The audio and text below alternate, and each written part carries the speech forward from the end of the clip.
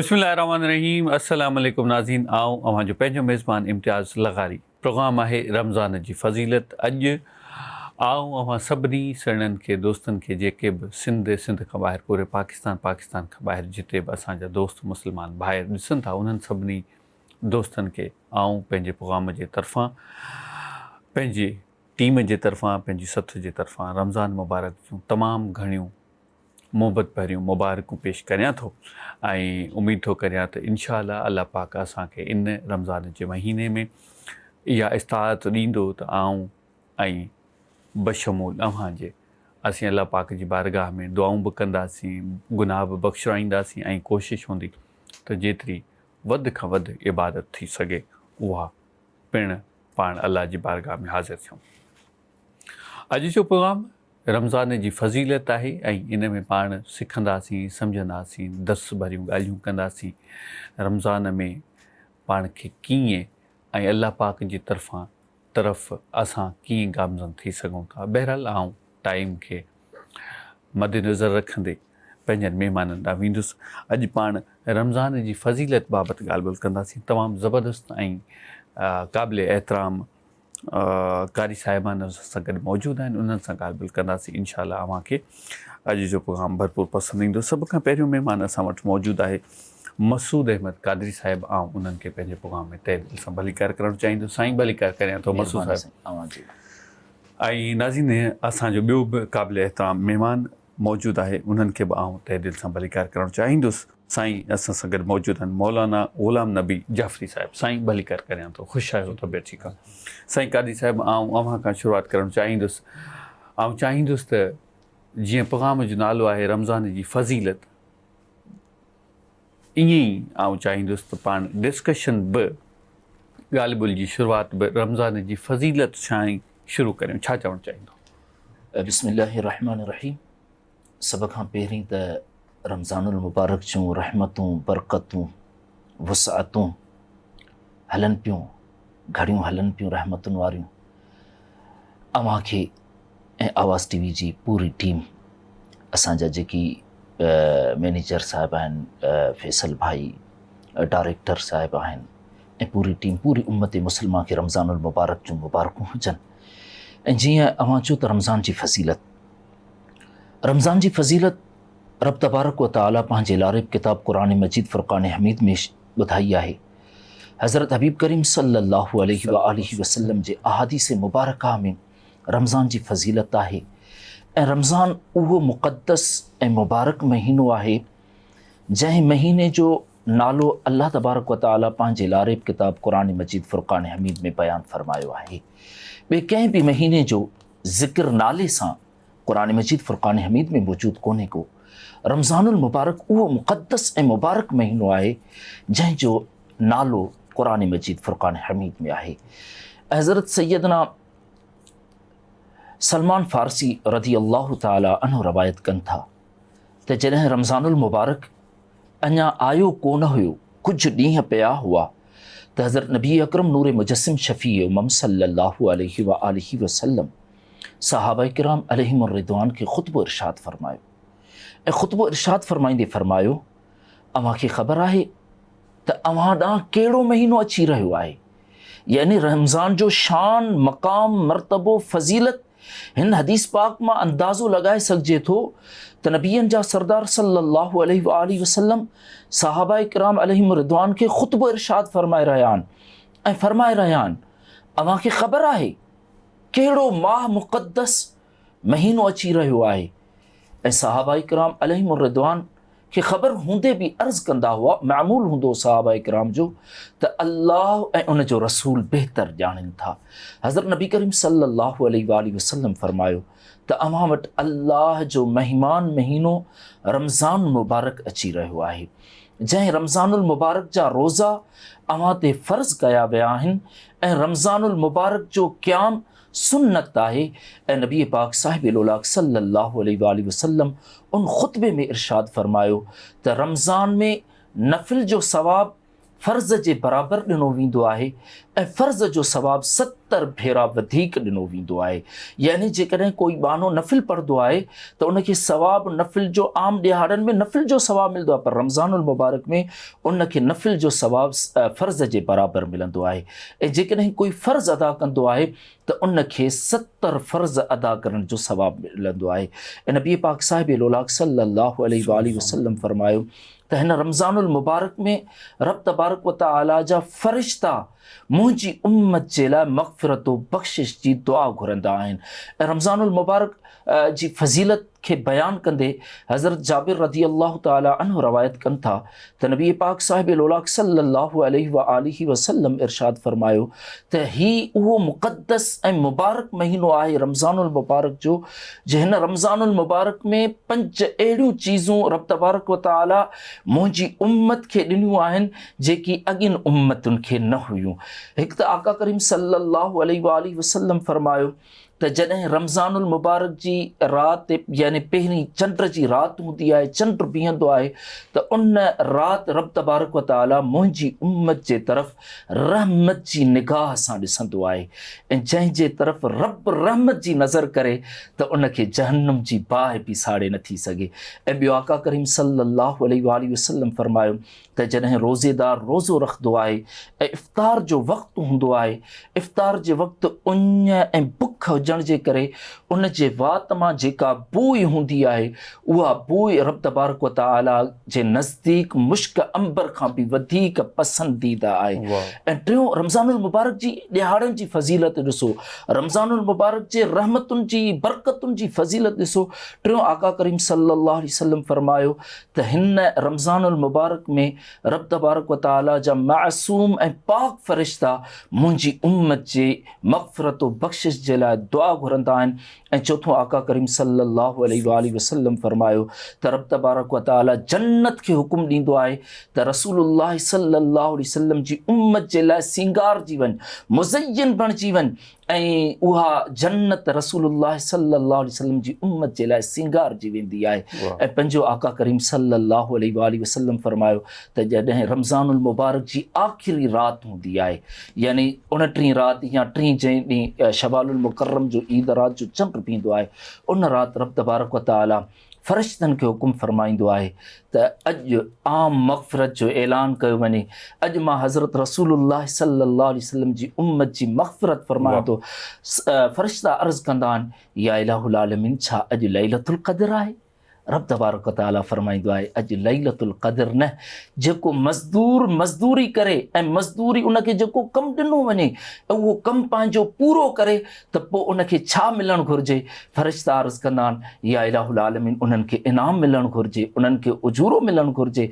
अल्लाह तबारक व तआला फरमाईंदो आहे त मां जेको मुक़द्दस ऐं मुबारक महीनो रमज़ानुल मुबारक हज़रत रसूलुल्लाह सल्लल्लाहु अलैहि वसल्लम जी उम्मत खे ॾिनो हो, मुंहिंजे महबूब जी उम्मत उन रमज़ानुल मुबारक जो क़द्र कयो, उन जा रोज़ा रखिया, निमाज़ पढ़ियायूं, क़ुरान जी तिलावत कयूं, इस्तग़फ़ार कयूं ऐं पंहिंजो पाण खे पंहिंजे नफ़्स खे गुनाहनि खां रोके रखियूं ऐं मूं रब जे हवाले पंहिंजो पाण खे करे छॾियूं।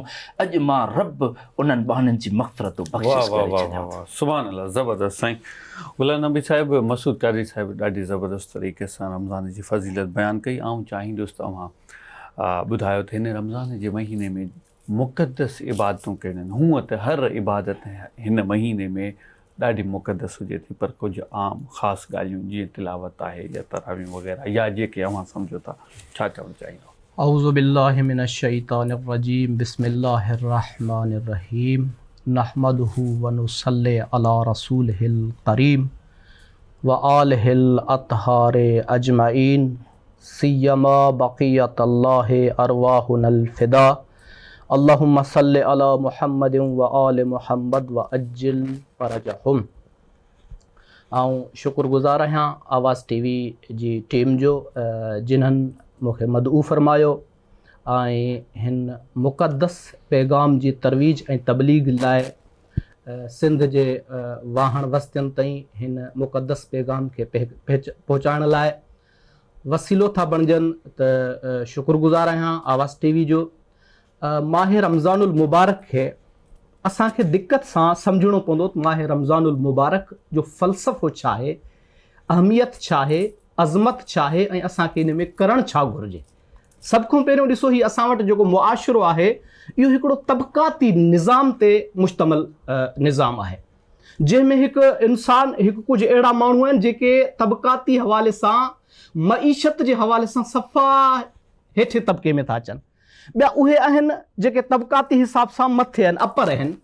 अल्लाह ताला हिकु अहिड़ो महीनो रखियो आहे, हिकु अहिड़ो निज़ाम ॾिनो आहे त आलम इंसानियत खे जेको हिकु ग़रीब तबिके जो इंसान आहे उनखे गुरबत जो जेको अहसासु 11 महीना रहे थो, उहो गुरबत जे आलम में रहे थो।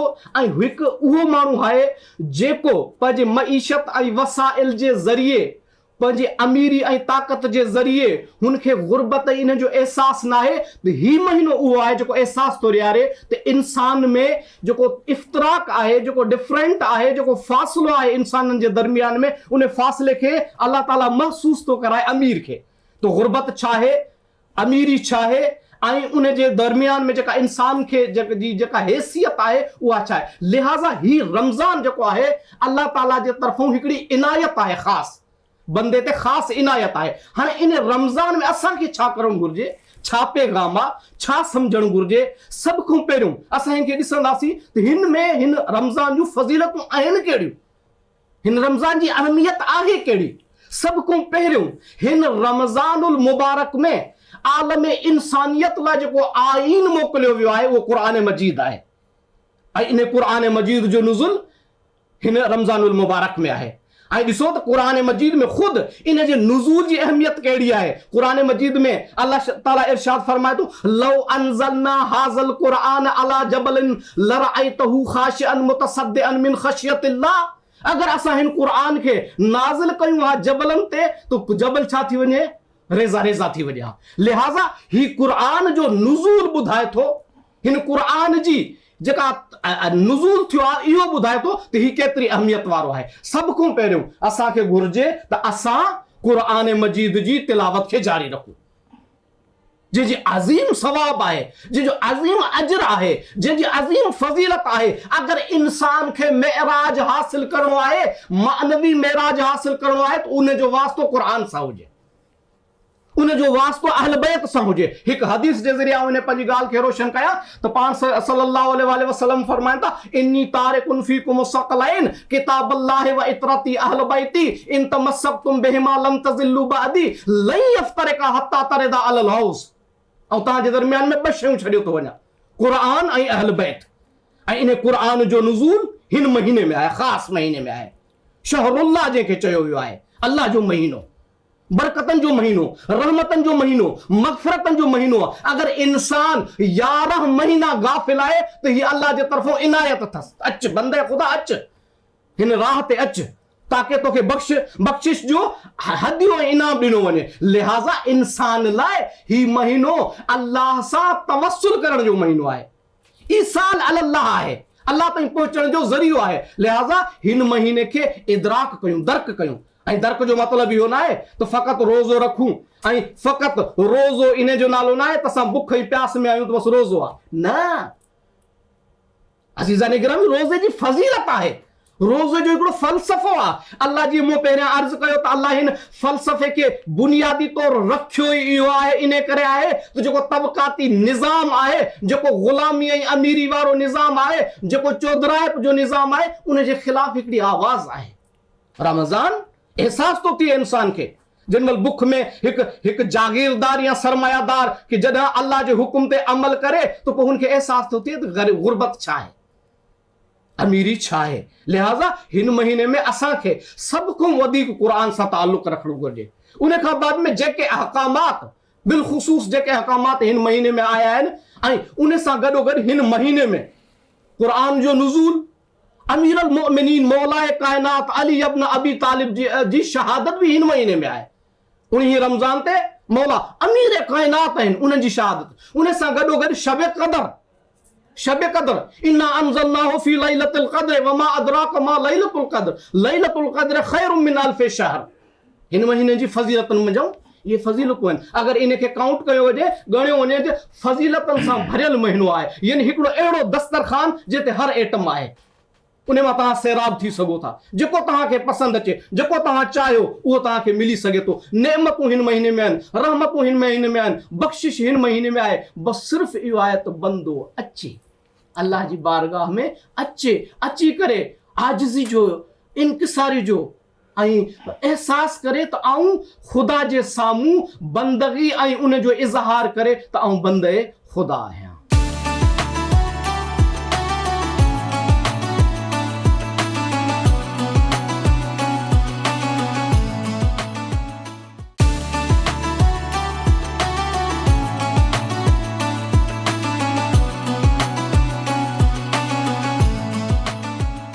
साईं मसूद कारी साहिब, ग़ुलाम नबी साहिब ॾाढी सुठी ॻाल्हि कई। इते हिकिड़ो पॉइंट जेको पाण बुख ऐं उञ में पाण खे अहसासु थींदो आहे, ग़ुरबत जो अहसासु थींदो आहे। हिकिड़ो ग़रीब माण्हू बुख ते कीअं गुज़ारे थो, हिकिड़ो अमीर माण्हू जिन जूं अखियूं त आसमान ते हुजनि थियूं, हू अक़िले कुल बि सम्झे थो ऐं हू सम्झे थो जेका शइ मूं वटि मां चाहियां उहा थी सघे थी। छा सम्झो था त रमज़ान जे महीने में उन जे अंदरि अहसास जो नज़रियो, इंसानियत जो नज़रियो, ॿिनि सां हमदर्दीअ जो नज़रियो ऐं मदद ऐं मुफ़ाहिमत जी पॉलिसी बि पैदा थिए थी उन जे दिलि में? प्लीज़। तमामु बहितरीनु अव्हां जो सुवालु आहे। ॾिसो, रमज़ानुल मुबारक जो हिकिड़ो नालो हज़रत रसूलुल्लाह सल्लल्लाहु अलैहि वसल्लम जेकी रमज़ानुल मुबारक जा नाला ॿुधाया आहिनि, उन्हनि में हिकु नालो आहे रमज़ानुल मुबारक। मुबारक यानी मुबारक ख़ुशख़बरी, यानी जेकी चीज़ तव्हां रब खां घुरो रब अता फ़रमाए। ऐं ॿियो जेको नालो हज़रत हबीब करीम सल्लल्लाहु अलैहि वसल्लम रमज़ानुल मुबारक जो ॿुधायो आहे, उहो हिकिड़ो नालो सब्र आहे, हिकिड़ो नालो हमदर्दी आहे। असां वटि मौजूदा मुआशिरे में इंसाननि मां ईअं चइजे इंसानियत ख़तम थी चुकी आहे।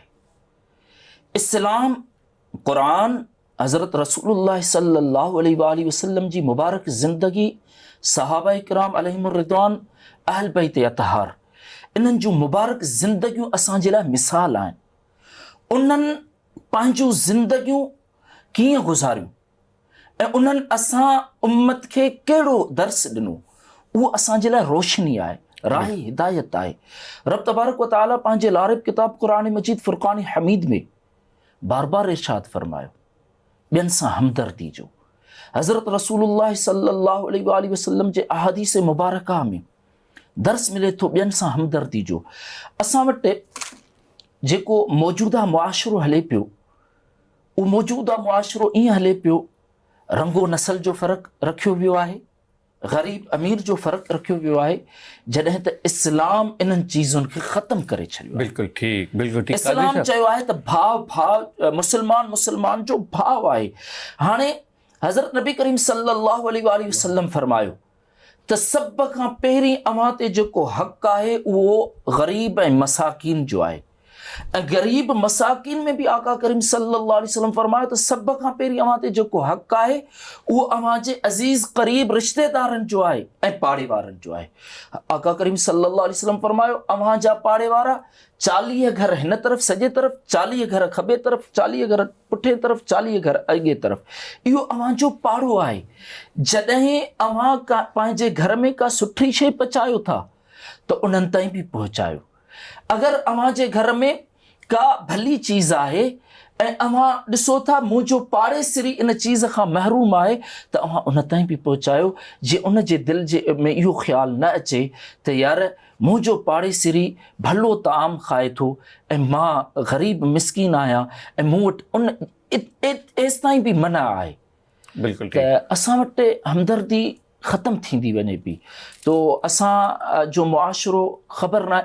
ऐं इहे सभु चीज़ूं तॾहिं थियनि थियूं जॾहिं असां क़ुरान खां ऐं रसूलुल्लाह सल्लल्लाहु अलैहि वसल्लम खां। बिल्कुलु ठीकु। कारी साहिब, अव्हां जी ॻाल्हि मां हिकिड़ो ख़्यालु अचे थो, मूंखे हिकिड़ो सुवालु यादि अचे थो त असां ॾिसंदा आहियूं, असांजी रिवायत आहे त रमज़ान शरीफ़ जे महीने में असांजा कुल मुस्लमान चाहींदा आहिनि त भरवारी मस्जिद में असां मानी ॾियूं, अफ़्तार करायूं।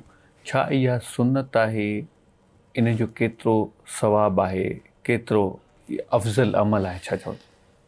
ॾिसो, पहिरीं जेको आहे इफ़्तार कराइणु, इफ़्तार कराइण हिकु बहितरीन अमल आहे। नबी पाक साहिब लोलाक सल्लल्लाहु अलैहि वसल्लम फरमायो त जेकॾहिं कोई कंहिं रोज़ेदार खे रोज़ो खोलराए थो, रोज़ो इफ़्तार कराए थो, पोइ तोणी जो आका करीम सल्लल्लाहु अलैहि वसल्लम फरमायो त उहो पाणीअ जे ढुक सां या ख़ार जे अध सां कंहिंखे रोज़ेदार खे इफ़्तार कराए थो त रब तबारक व तआला उन रोज़े इफ़्तार कराइण वारे खे बि ओतिरो ई सवाबु ॾिए थो जेतिरो सवाबु रोज़े रखण वारे खे ॾिने। पोइ हाणे हू 100 माण्हू खे रोज़ो इफ़्तार कराए, 1000 माण्हू खे इफ़्तार कराए, हलाल कमाई मां, हलाल रोज़गार मां, हलाल पैसनि मां उन्हनि खे रोज़ो इफ़्तार कराए थो, उनखे ओतिरो ई सवाबु ॾिनो वञे थो जेतिरो रोज़ेदारनि खे आहे। इहो हिकु सवाबु ऐं अजुर जो कमु आहे। बाक़ी रही ॻाल्हि जेका मस्जिद में ताम मोकिलियो वञे थो, मस्जिद में ताम मोकिलणु मुसाफ़िर जे लाइ आहे। कंहिंजो घर नज़दीक कोन्हे को, हू सफ़र ते आहे, पैदल निकितल आहे या सुवारियुनि ते आहे ऐं हू पंहिंजे घर ताईं नथो पहुची सघे ऐं उनखे ज़रूरत आहे रोज़ो इफ़्तार करण जी, त हू मस्जिद में रोज़ो इफ़्तार, यानी असल सबबु इहो आहे। पर हाणे जीअं पाण वटि रीतूं रस्मूं आहिनि ऐं पाण वटि हर मसाजिद में ताम मोकिलिया वञनि था, इहो सुठो अमल आहे, इन जी ममानियत बि कोन्हे का, ऐं रोज़ेदार खे रोज़ो इफ़्तार कराइण वॾो अजर बि आहे, पर ही ख़ुसूसन आहे मुसाफ़िर जे। बिल्कुलु ठीकु। साईं गुलाम नबी साहिब, आऊं अव्हां जी तरफ़ ईंदो, ख़ासि तौर ते वालिदैन परेशान हुजनि था त असांखे पंहिंजे नंढड़े खे रोज़ो रखाइणु घुरिजे या न। हिकु त मूंखे इहो ॿुधाइजो त कहिड़े साल, मतिलबु केतिरनि सालनि जी उमिरि में ॿारड़ो रोज़ो रखी सघे थो, केतिरनि सालनि खां पोइ सख़्ती करे सघिजे थी, प्लीज़। हाँ, असल रोज़े जो जेको कॉन्सेप्ट आहे उन में वाजिब जी उनवान सां जेको रोज़ो थो थिए, सन्ने बुलूगियत ताईं जंहिं महिल ॿार पहुचे उन टाइम ते रोज़ो वाजिब थो थिए। फ़िक़्ह अहल बैत जे मुताबिक़, फ़िक़्ह इमाम जाफ़र सादिक़ अलैहिस्सलाम जे मुताबिक़, न्याणी जेका आहे सा उहा 9 साल में बालिग़ थी थिए ऐं जेको छोकिरो आहे उहो 12 सालनि जी उमिरि में बुलूगत ताईं पहुचे थो। जेका शरई बुलूगियत आहे, जेके शरई बालिग़ था चऊं, उहा 12 सालनि जी उमिरि में थिए थी। बाक़ी रोज़ो अगर वजूब जी नियत सां इहो कॉन्सेप्ट आहे त 12 साल ऐं 9 साल। लेकिन अगर रोज़े जी तमरीन जे उनवान सां आहे, घर जे माहौल खे मज़हबी करिणो आहे, घर जे माहौल खे पंहिंजे कल्चर ऐं फ़रहंग खे मज़हबी लाड़े ॾांहुं वठी वञिणो आहे, त पोइ ॿार खे तव्हां तरबियत जेतिरो रखी सघे, मसलन अगर हिकिड़ो ॿार उथे थो त सहरी इन नियत सां थो करे त मां रोज़ो रखंदो, लेकिन वरी सुबुह जो नाश्तो बि करे थो, त इहा हिकिड़ी हुन जी प्रैक्टिस आहे, तमरीन आहे। उनखे तव्हां उन पासे वठी था वञो जेको असांजी फ़रहंग जे शइ जी असांखे जेको आहे सो गाइड थी करे उन फ़रहंग ॾांहुं था, जेके इस्लामी फ़रहंग था चऊं, इस्लामी कल्चर था चऊं, तव्हां घर जे माहौल खां शुरू कंदो त असांजो घर जो माहौल, असांजो समाज, असांजी सकाफ़त, असांजी तहज़ीब जेका आहे सा इस्लामी तहज़ीब ॾांहुं लाड़ो करे, त उन लाइ बहितरीन अमल इहो आहे त तव्हां पंहिंजे घर जे माहौल खे इस्लामी मुआशिरे में तब्दील कयो। पोइ इस्लामी मुआशिरे लाइ अहकामात जेके शरई अहकामात आहिनि सने बुलूगियत खां बाद में आहिनि, लेकिन तव्हां उन जी बतौर तमरीन शुरूआत खां करे सघो था। अञा ॿार जी अञा सम्झदार थियो आहे, तव्हां उनखे रोज़े ॾांहुं वठी वञो, उनजो अजरो सवाबु उनजे वालिदैन खे मिले थो, न्याणी हुजे या पुटु हुजे। त तव्हां जॾहिं बि उन्हनि खे चाहियो रोज़ो अगरि बर्दाश्त करे सघे थो त उनखे तमरीन हिकिड़ी प्रैक्टिस जे उनवान सां तव्हां उनखे कराए सघो था। को हर्ज नहीं। बिल्कुलु ठीकु। अच्छा, अमीन सम्झो था त रमज़ान शरीफ़ खां अलावा बि पाण न तहजुद बि पढ़ंदा आहियूं, रमज़ान शरीफ़ में बि तहजुद पढ़ी सघिजे थी, छाकाणि त ॿियूं बि इबादतूं तमामु घणियूं आहिनि जिन जो इनाम बि अफ़ज़ल आहे, सवाब बि अफ़ज़ल आहे। त सम्झो था त हीअ तहजुद जी नमाज़ बराबरी करे थी जेका रमज़ान खां पहिरियां पढ़ूं था या रमज़ान जे दौरान बि पढ़ूं था? सही। हाणे ॾिसो त रमज़ान में जीअं हिनखे शहरुल्लाह चयो वियो आहे, अलाह जो महीनो, ऐं 11 महीननि खां हीउ अफ़ज़ल महीनो आहे, ऐं हिन में जेका हिकिड़ी राति आहे उहा 1000 रातियुनि खां अफ़ज़ल आहे। ठीकु। त हाणे इन में जेको अमल आहे, त अमल जो दारो मदार जेको आहे सो तव्हांजो हर अमल हिकिड़ी उन जी हैसियत मथे थी अची वञे। तव्हां जेका वाजिब नमाज़ आम ॾींहंनि में पढ़ो था, 5 वक़्ती जेका नमाज़ आहे उन तव्हांखे आम ॾींहंनि में पढ़ो था, उन जो सवाबु ऐं रोज़ेदार जी नमाज़ जो सवाब जो फ़र्क़ु आहे। ठीकु। इन तरीक़े सां ख़ुदि रसूलुल्लाह सल्लल्लाहु अलैहि वसल्लम खां अहादीस आहिनि त हिन में तव्हांजो सुम्हण बि इबादत आहे, तव्हांजो हलण बि इबादत आहे, तव्हांजो उथण बि इबादत आहे, तव्हांजो निगाह करण बि इबादत आहे। लेकिन अगरि तव्हां उन खे इबादत खे हासिल करण जी कोशिशि कयो ठीक। तो हाँ हिन में हर इबादत जो पंहिंजो हिकिड़ो फ़लसफ़ो, हिकिड़ी पंहिंजी हिदायत आहे। लेकिन नमाज़ तहजुद जो जेको तव्हां ज़िक्र कयो, त नमाज़ तहजुद ऐं नमाज़ शब जी जेका आहे सा फ़ज़ीलत बे इंतहा फ़ज़ीलत बयानु कई वई आहे रिवायात में। ऐं वाजिब नमाज़नि मां न आहे, लेकिन इस्तिहबाब जो उनवान सां हिन जी हिकिड़ी वॾी हैसियत आहे, मुस्ताहब नमाज़नि में आहे। लेकिन उन अगरि कंहिं इंसान खे मानवियत जो मेराज हासिलु करिणो आहे न, त उनखे नमाज़ शब सां ताल्लुक़ रखणु घुरिजे। ऐं नमाज़ शब ख़ुसूसन उहे राति जंहिं राति इस इंसान जो दुश्मन ॿधलु हुजे ऐं रहमत जा दरवाज़ा खुलियल हुजनि, त पोइ उन में इबादत जो मज़ो ई पंहिंजो। वाह वाह वाह वाह। ग़ुलाम नबी साहिब हिकिड़ो सुवाल ॿियो आहे, इलाही सारा माण्हू रोज़ो रखी सुम्ही था रहनि, सुबुह जो सहरी कनि था, सुम्हनि था, वरी अफ़्तारी वक़्तु उथनि था। छा उनजो उजुरो, उनजो सवाबु ओतिरो ई आहे जेको माण्हू महिनत मुशक़त करे थो, पंहिंजे रोज़ी धंधे सां हले थो, अल्लाह पाक जी इबादत करे थो, नमाज़ बि पढ़े थो, तिलावतूं बि करे थो, माण्हुनि सां चङायूं बि करे, ॿिन्ही जो सवाबु साॻी आहे? इन बाबति छा ख़्यालु? साईं ॾिसो, हाणे अर्ज़ु आहे त जेको आहे सो ज़ाहिरन हिकिड़ो रोज़ेदार आहे ऐं रोज़े सां गॾोगॾु बच्चनि जी रिज़िक जे लाइ बि कोशिशि थो करे, जुस्तजू थो करे, महिनत थो करे, मुशक़त थो खणे। त उन मुशक़त सां गॾोगॾु रोज़ेदार बि आहे, यानी अलाह जे अहकाम हुकूकुल्लाह खे बि अदा थो करे, हुकूकुल इबाद खे बि अदा थो करे। इहो ई फ़लसफ़ो हुजे त हुकूकुल्लाह खे बि अदा थो करे। अलाह जो हक़ इहो अथसि त वाजिबु कया थियल अथसि रोज़ा, ऐं हुकूकुन्नास कहिड़ा अथसि त पंहिंजे बच्चनि जी परवरिश ऐं उन्हनि जे लाइ मईशत जो इंतज़ाम करण बि उन जे ज़िम्मे आहे। जेको फजर जो नमाज़ करे, ख़ुदा जे बारगाह में अची करे मुसल इबादत तां उथी करे वरी को डरई कुहाड़ी खणी ऐं मुआशिरे में वञे थो ऐं पंहिंजे बच्चनि जे रिज़िक लाइ कोशिशि थो करे रोज़े जे हालत में, त रोज़ेदार जो सवाबु साइम अल्लाह जे तरफ़ो जेको रोज़ जंहिं ते वाजिबु आहे उनजी पंहिंजी फ़ज़ीलत आहे। लेकिन जेको महिनत ऐं मज़दूरी करे थो उहो ख़ुदा जो दोस्त आहे। वाह वाह वाह वाह। लिहाज़ा वरी उन सां गॾोगॾु अगरि हिकिड़ो फजर जे टाइम ते नमाज़ पढ़ी रोज़ो रखी सुम्ही थो रहे, मग़रिबैन ते थो उथे, ताकी उहो जेको एसी जे रूम में सुतो पियो आहे उहो उथे थो, त हाणे फजर मग़रिबैन जे आज़ान जे क़रीब थो हुजे, उन ते वाजिबु नमाज़ त आहे न। ज़ोहर ऐं असर जेका नमाज़ उहा वाजिबु अथसि, उहा काॾे वेंदी? उहा बि पढ़णी अथसि। उहे अहकामात फ़क़ति रोज़े रखण सां उहे मेराज हासिल न थींदो, अहकामात खे अदा करण सां उहे मेराज हासिल थींदो। बिल्कुलु ठीकु, बिल्कुलु ठीकु। मस्तु साहिबु, आउं मां न ईंदुसि त रमज़ान शरीफ़ जे महीने में असीं ॾिसंदा आहियूं महांगाई तमामु घणो वधी वेंदी आहे। हालांकि हुजणु ईअं घुरिजे, असांजा ॿिया जेके मुल्क आहिनि उहे हिन रमज़ान जी फ़ज़ीलत जे करे अलाह पाक जे महिमान महीने में माण्हुनि जे लाइ मदद करण जे लाइ शयूं घटाईंदा आहिनि। असां वरी पाकिस्तान में ॾिसंदा आहियूं थोरो शयूं वधीक वधी वेंदियूं आहिनि, महांगियूं थी वेंदियूं आहिनि बजाए सस्ती थियनि। इन बाबति तव्हांजो छा? तमामु अहम सुवाल आहे। मुंहिंजी पहिरीं अव्हांखे अर्ज़ु कयो न त असांजे मुआशिरे में हिकु त एहसास ख़तमु थी चुको आहे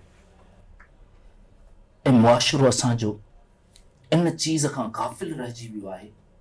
अमीर रोज़ बरोज़ अमीर थो थींदो वञे, ग़रीब रोज़ बरोज़ ग़रीब थो थींदो वञे। जेकी गैर मुस्लिम ममालिक आहिनि उन ममालिक में जॾहिं रमज़ानुल मुबारक जो चंड ॾिठो वेंदो आहे त उन्हनि में 50% डिस्काउंट मुसलमाननि जे लाइ, 60%, किथे किथे 70-80% बि डिस्काउंट करी थी वञे मुसलमान माण्हुनि जे लाइ। त इन्हनि जे इबादत जो महीनो आयो आहे। इहे इन रमज़ानुल मुबारक में इबादत कंदा आहिनि ऐं इन्हनि सां असां ख़ुसूसी रिआयत कयूं था। ऐं पंहिंजे पाकिस्तान में बि काफ़ी अहिड़ा मिसाल आहिनि। मूं हिकिड़ी कल बि पोस्ट पढ़ी सोशल मीडिया ते, त कोई पेशावर जो हिंदू आहे, उन पंहिंजे शॉप जे ॿाहिरां बैनर लॻाए छॾिया आहिनि त रमज़ानुल मुबारक में मुसलमाननि जे लाइ 50% डिस्काउंट आहे। ऐं असां वटि वॾियूं ॾाढ़ियूं बि आहिनि, वॾा पटका बि आहिनि ऐं वॾियूं तस्बियूं बि हथ में आहिनि ऐं उन खे मार्केट में वॾे हाजी साहिब जे नाले सां बि सॾियो थो वञे। पर ज़ुल्म इहो आहे त जेका चीज़ रमज़ानुल मुबारक खां पहिरीं उन जे दुकान ते, उन जे शॉप ते 5 रुपयनि में विकामजे पई, उहा रमज़ानुल मुबारक जे चंड ॾिसण सां ई 7-8 रुपयनि जी थी वञे थी। ऐं पाण उहो हाजी साहिब रमज़ान में 100 माण्हू खे रोज़ो इफ़्तार बि कराए थो। सहरी बि कराए थो, ज़कातूं बि ॾिए थो, पर ज़ुल्म इहो थो करे जो जेका 5 रुपयनि जी चीज़ हुई उहा रमज़ानुल मुबारक में 8 रुपयनि सां विकामजे थी। इहो ज़ुल्म आहे ऐं इन जी क़तअन इस्लाम इजाज़त नथो ॾे। ऐं हज़रत रसूलुल्लाह सल्लल्लाहु अलैहि वसल्लम हज़रत अमीरुल मोमिनीन सैयदना उमर फारूक आज़म रज़ी अल्लाह ताला अन्हु खां रवायत आहे, नबी पाक साहिब उलाक सल्लल्लाहु अलैहि वसल्लम फरमायो त कोई शख़्स ईअं करे थो ज़ख़ीरा अंदोज़ी असांखे जंहिंखे चऊं त यानी मूं वटि ही स्टॉक पियो आहे ऐं अॻिते हली करे इन जी वधीक ज़रूरत पवंदी ऐं इन खे मां साइड करे रखां, जॾहिं इन जी ज़रूरत पवंदी त इहा मुंहिंजी ख़रीद थियल 3 रुपयनि जी आहे, मां विकिणा 4 रुपयनि में थो, ऐं जॾहिं ज़रूरत पवंदी इन खे मां 10 रुपयनि में विकिणंदुमि। अहिड़े शख़्स जे लाइ नबी पाक साहिब उलाक सल्लल्लाहु अलैहि वसल्लम फरमायो त इहो शख़्स मलऊन आहे, यानी इन शख़्स ते अल्लाह रब्बुल आलमीन जल्ल जलालहू जी लानत आहे।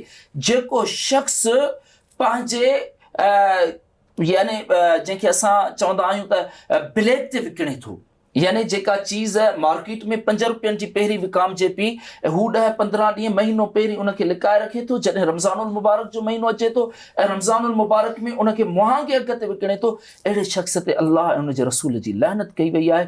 त इहो ज़ुल्म असांजे मुल्क पाकिस्तान में हले पियो। असां ऐं जेको हलाल कमाई करे थो यानी जाइज़ मुनाफ़ो रखे थो, उन जे लाइ नबी करीम सल्लल्लाहु अलैहि वसल्लम फरमायो त अव्हां वापार कयो, वापार में रब बरकत ॾिनी आहे ऐं जाइज़ मुनाफ़े सां जेको वापार करे थो, नबी पाक साहिब उलाक सल्लल्लाहु अलैहि वसल्लम फरमायो त रब उनखे वधाए थो। ऐं आका करीम सल्लल्लाहु अलैहि वसल्लम फरमायो जेको कंहिंसां नाजाइज़ी करे थो, जीअं मूं पहिरीं अर्ज़ु कयो त यानी पहिरीं वारी चीज़ सस्ती वारी महांगी करे विकिणे थो, अहिड़े शख़्स जे लाइ फरमायो वियो आहे त इन खे यानी पंहिंजो घटायो वेंदो, उनखे वधायो न वेंदो, उनखे घटायो वेंदो, उनजे माल खे घटायो वेंदो। ज़ाहिरन त हू सम्झे थो मूं वटि माल वधीक अचे थो, पर रब तबारक व तआला जा पंहिंजा फ़ैसिला हूंदा आहिनि, पोइ किथां न किथां अहिड़ो उनखे धकु रसंदो आहे जो हुनजी सॼी चीज़ूं तबाह बर्बाद थी वेंदियूं आहिनि। बिल्कुलु ठीकु। मसूद कारी साहिब, अव्हांजी वॾी महिरबानी, लख थोरा तव्हां प्रोग्राम में आया। साईं ग़ुलाम नबी साहिब, अव्हांजी वॾी महिरबानी, तव्हां क़ीमती वक़्त मां कुझु पल ॾिना। नाज़रीन, आउं सम्झां थो अॼु जो प्रोग्राम अव्हांखे तमामु घणो काराए थो लॻो हूंदो, तमामु घणियूं शयूं सिखण लाइ मिलंदियूं। सुभाणे साॻी मंच ते, साॻी टाइम ते, साॻी महिमाननि सां गॾु अव्हांजी ख़िदमत में हाज़िर थींदासीं। रमज़ान जे हवाले सां के बि सवालात अव्हांजे ज़हन में, के ख़यालात अव्हांजे ज़हन में, के आइडियाज़ अव्हांजे ज़हन में आहिनि त असांजो हीउ प्रोग्राम सोशल मीडिया आवाज़ TV जे पेज ते पयल हूंदो, मौजूदु हूंदो, उन ते तव्हां पंहिंजा कॉमेंट्स ॾेई सघो था। अव्हां सवाल बि पुछी सघो था, उहे असां सवाल पंहिंजे प्रोग्राम जो हिसो बणाईंदासीं। इन सां गॾु आउं अव्हां खां इजाज़त चाहींदुसि। उमेद थो करियां त अव्हां पंहिंजो तमामु घणो सारो ख़्याल बि रखंदा ऐं इबादत बि कंदा। अल्लाह हाफ़िज़।